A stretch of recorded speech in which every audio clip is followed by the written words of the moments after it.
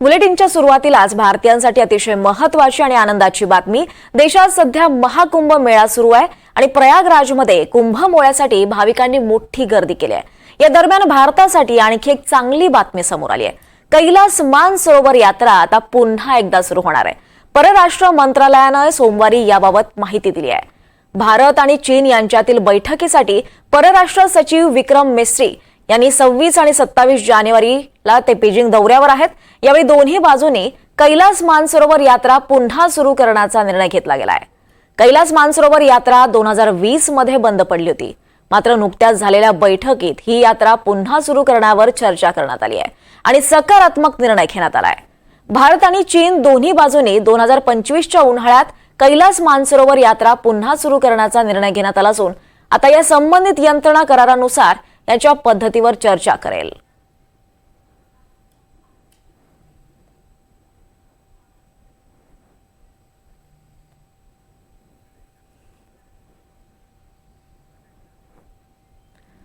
तर यावर अधिक चर्चा करण्यासाठी आपल्यासोबत निवृत्त लेफ्टनंट कर्नल सतीश ढगे आपल्यासोबत आहेत।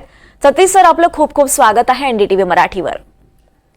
सर, भारत आणि चीन मधला सीमावाद सोडवण्यासाठी हे दोन्ही देश आपण प्रयत्न करतात आणि त्यात आणखी एक महत्त्वाची आणि चांगली बातमी श्रद्धाळूंसाठी समोर आली, ती म्हणजे ही कैलास मानसरोवर यात्रा जवळपास 5 वर्षानंतर पुन्हा एकदा सुरू होते। किती महत्त्व या निर्णयाचं?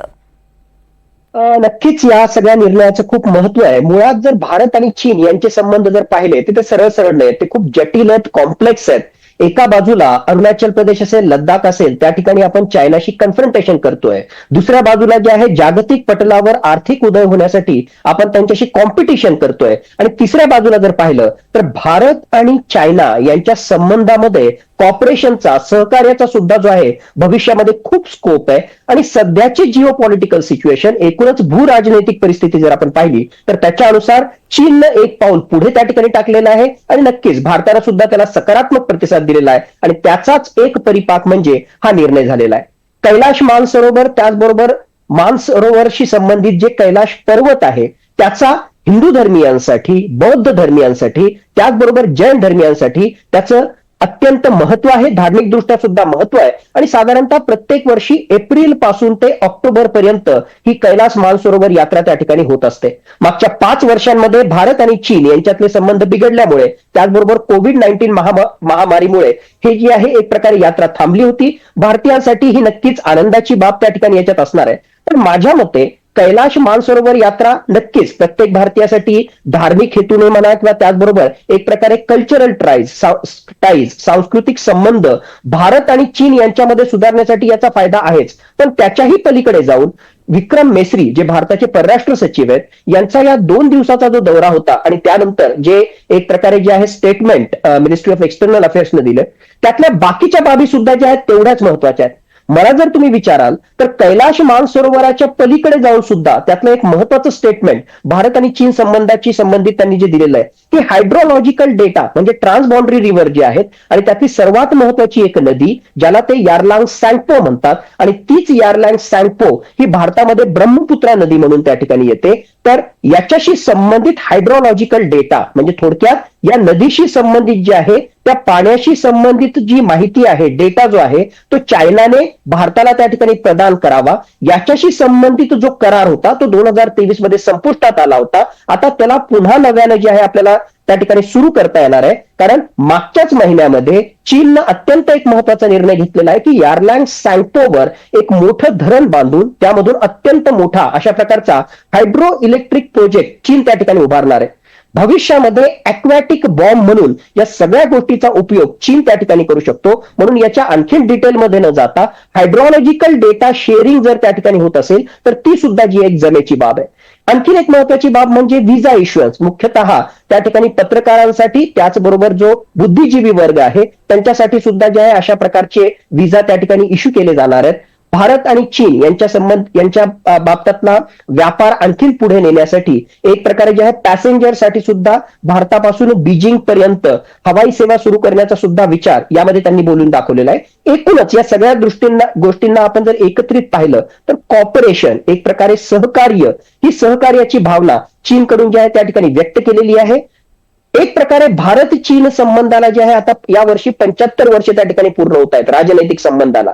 त्या अनुषंगाने जे आहे नक्कीच स्वागतार्ह बाब आपण त्या ठिकाणी म्हटली पाहिजे. पण मी जसं सुरुवातीलाच सांगितलं, भारत आणि चीन हे जे आहे इतकं सिम्प्लिस्टिक रिलेशनशिप नाहीये, ते खूप जटिल आहे, कॉम्प्लेक्स आहे. आणि त्यातला एक आजचा अध्याय म्हणजे हा कॉर्पोरेशनचा, सहकार्याचा अध्याय आहे, असं जर आपण म्हटलं तर ते चुकीचं ठरू नये.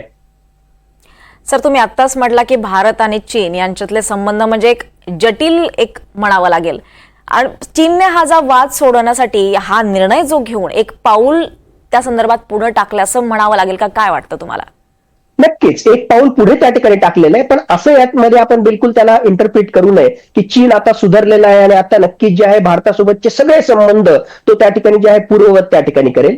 जसं मी सांगितलं की मुळात जे आहे जिओ पॉलिटिकल सिच्युएशनच तशा प्रकारे होतीये. एका बाजूला डोनाल्ड ट्रम्प कितीही नाही केलं तरी जगामध्ये जे आहे अमेरिका दादा आहे आणि त्या अमेरिका दादा राष्ट्राचा आता राष्ट्राध्यक्ष डोनाल्ड ट्रम्प आहे. आणि डोनाल्ड ट्रम्पची विदेश नीती हे नेहमी जे आहे झटका देणारी त्या ठिकाणी असते, अनप्रेडिक्टेबल असते. आणि नक्कीच ते जे आहे चायना विरुद्ध एक प्रकारे ट्रेड वॉरच्या माध्यमातून त्याचबरोबर वेगवेगळ्या निर्णयाच्या माध्यमातून दबाव निर्माण करतील. तर याला जर कुठे टॅकल करायचं असेल तर आता चायनाला जे आहे भारताशी जुळवून घेणं ही सुद्धा जी आहे त्याची एक प्रकारे जी आहे म्हणजे गरज त्या ठिकाणी बनलेली आहे.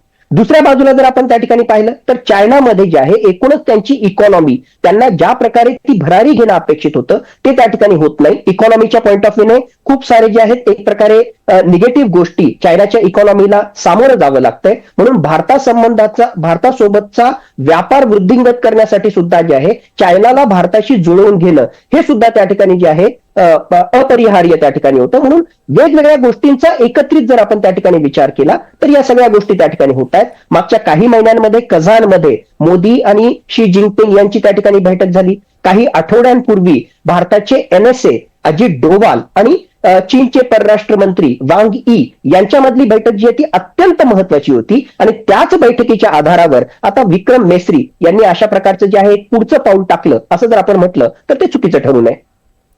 सर, तुम्ही आत्ताच ट्रम्प यांचा उल्लेख केला. मलाही तोच प्रश्न विचारायचा आहे. ट्रम्प सत्तेवर येण्याचा आणि आपला भारत आणि चीन मधल्या सुधारत्या अगदी थोड्या म्हणजे काही थोड्या प्रमाणात सुधारत्या नात्याशी काही संबंध आहे का?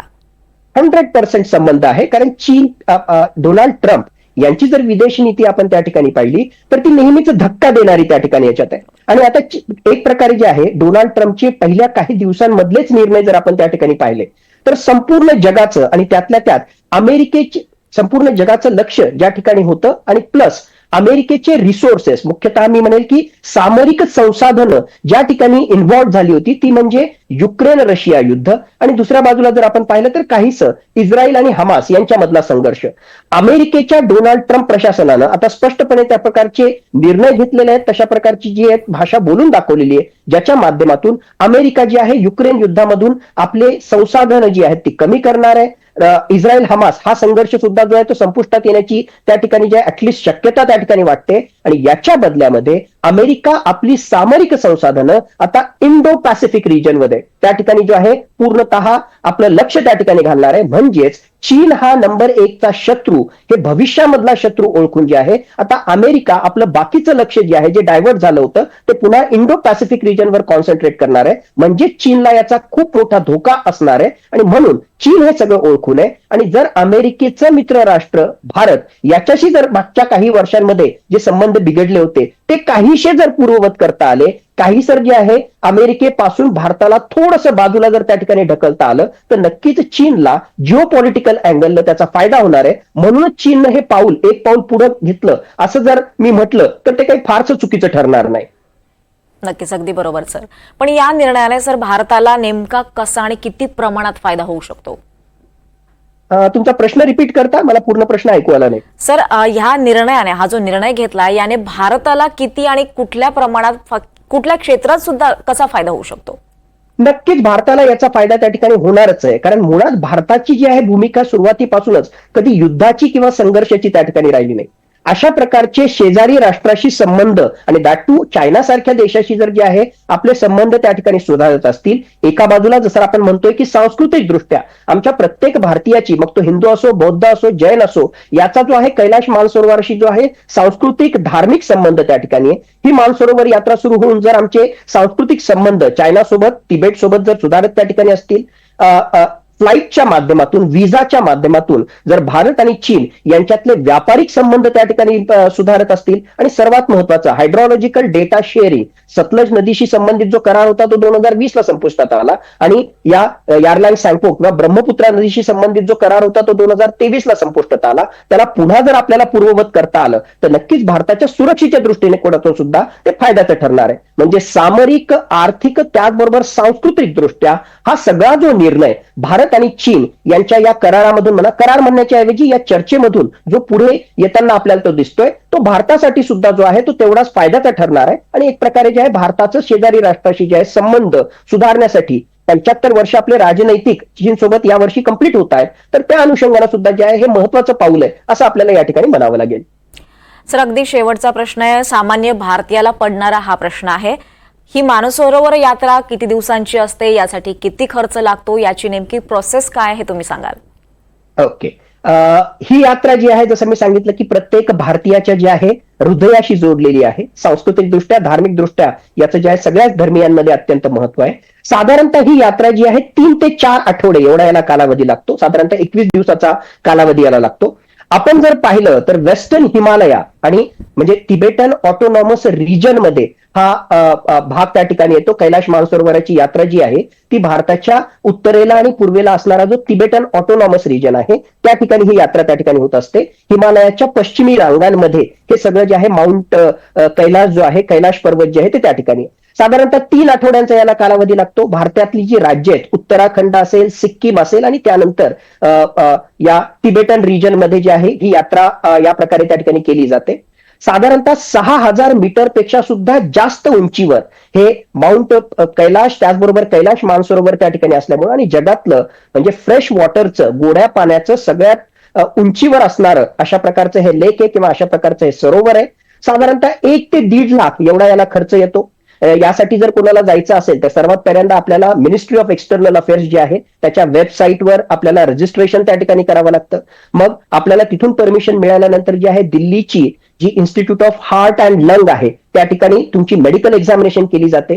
त्यामध्ये मोठ्या प्रमाणावर मेडिकल रिजेक्शन सुद्धा असतं, कारण तुम्हाला 6000 मीटर पेक्षा सुद्धा जास्त उंचीवर त्या ठिकाणी जायचंय, जिथे ऑक्सिजन विरळ असतो, म्हणून तुमच्या हार्टवर जे आहे वेगवेगळ्या प्रकारचे हॅको यासारख्या आजाराचे परिणाम त्या ठिकाणी होऊ शकतात. म्हणून ती मेडिकल एक्झामिनेशन सुद्धा केली जाते. आणि मग या सगळी परमिशन त्या ठिकाणी मिळाली तर साधारणतः जो आहे 1.5 ते 2 लाख खर्च या कैलाश मानसरोवर यात्रेसाठी त्या ठिकाणी जातो. पण 1.5 ते 2 लाख खर्चापेक्षा किंवा 21 दिवसाच्या यात्रेपेक्षा किंवा यातून जो आहे सगळा जो सो कॉल्ड फिजिकल एक्झर्शन त्या ठिकाणी होणार आहे, त्यापेक्षा सगळ्यात महत्वाचं जी धारणा हिंदू धर्मियांमध्ये आहे की पृथ्वीला आणि स्वर्गाला जोडणारा जर कुठला पॉइंट तो असेल तर तो पॉइंट म्हणजे माउंट कैलाश, कैलाश पर्वत.